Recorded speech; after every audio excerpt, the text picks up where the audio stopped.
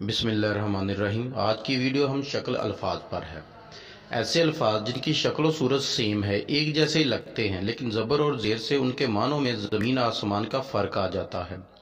یہاں ایک بات اور قابل غور ہے کہ ایسا کوئی لفظ جس کا پہلا حرف الف ہو اور الف کے اوپر زبر ہو تو وہ حرف جو ہوگا جمع ہوگا اور اس کا کوئی نہ کوئی واحد بھی ہوگا، اور جو اس کے معنی واحد کے ہوں گے وہی اس جمع والے لفظ کے ہوں گے۔ یہ بات آپ آلریڈی جانتے ہی ہوں گے۔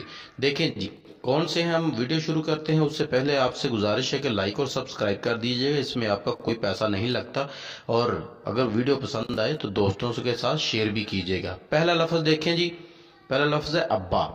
بے کے اوپر اگر شد آ جاتی ہے تو اس کا مطلب ہے والد، اور ابا بے کے اوپر اگر زبر آ جاتی ہے تو اس کا مطلب ہے انکار۔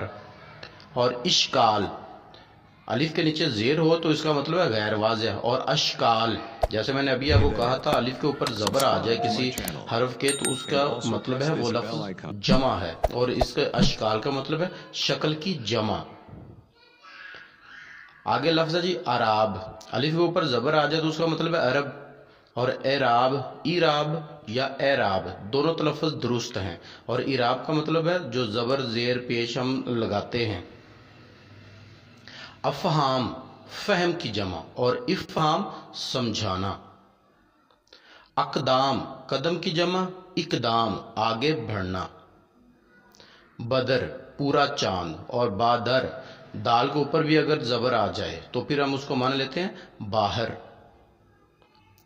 ترس اور تارس، ترس ڈر، اور تارس رے کے اوپر بھی اگر زبر آ جاتی ہے تو اس کا مطلب ہوتا ہے ہمدردی۔ علاقہ، حدود، اور علاقہ رشتہ۔